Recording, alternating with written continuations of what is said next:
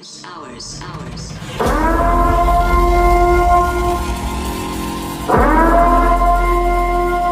least 13 people have been killed after Iranian missile and drone strikes hit the Kurdish region of neighboring Iraq.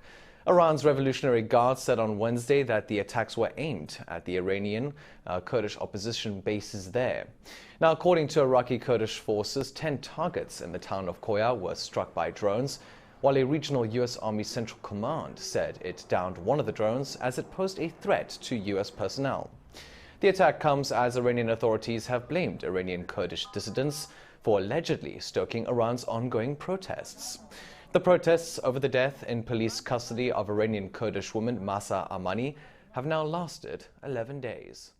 Recent video from Chinese state media shows a Chinese Navy J-15 fighter jet flying over a U.S. Burke-class destroyer. This is the first time China has released a video of its fighter jet flying over a U.S. warship. The video of J-15 fighter training shows it flew over a warship.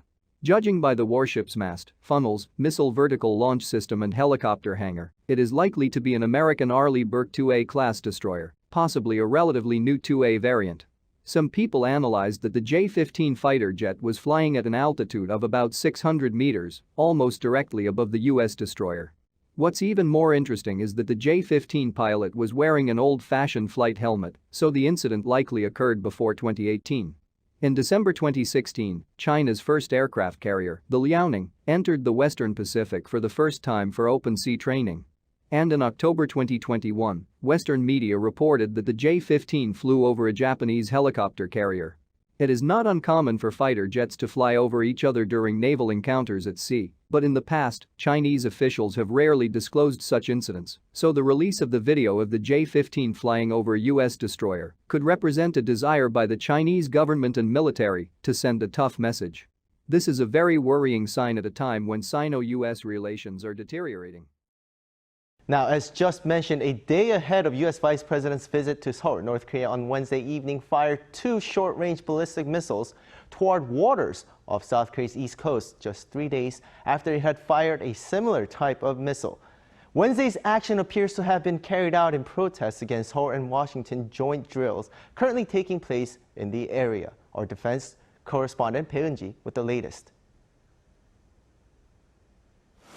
At about 6 p.m. on Wednesday, North Korea fired 2 short-range ballistic missiles toward the East Sea, where a combined maritime exercise between South Korea and the U.S. is currently taking place. The Joint Chiefs of Staff said Wednesday that the 2 missiles flew around 360 kilometers at an altitude of some 30 kilometers, at about 6 times the speed of sound. It said they were both launched from the Sunan district of Pyongyang. Although further analysis is needed, the military reportedly assessed them to be KN-23 missiles, modeled after Russia's Iskander missile. That's similar to the type of missile fired by the North 3 days ago.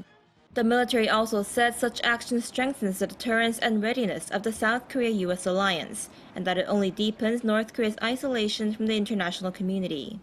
The presidential office also said in a separate statement that South Korea's National Security Council held an emergency meeting and strongly condemned the test, while vowing to maintain a strong combined defense readiness with the U.S. The latest missiles were fired toward waters where South Korean and U.S. forces have been holding a combined drill since Monday, involving an American nuclear-powered aircraft carrier, the USS Ronald Reagan. This most recent action by the North is seen as an apparent protest against the exercises. In response, the White House press secretary said in a press briefing that the missile launches are in violation of multiple UN Security Council resolutions, and that they pose a threat to North Korea's neighbors and the international community. An official from the Japanese Defense Ministry also strongly condemned the launch and said it has lodged a protest against the actions through its embassy in Beijing. We cannot tolerate the fact that North Korea is launching a series of missiles when Ukraine is being invaded. It violates the Security Council resolution, and we strongly condemn their actions. Wednesday's missile launches also come as South Korean and U.S. officials have said the regime has completed all necessary preparations for its first nuclear test in 5 years. Bae Eun-ji, Arirang News.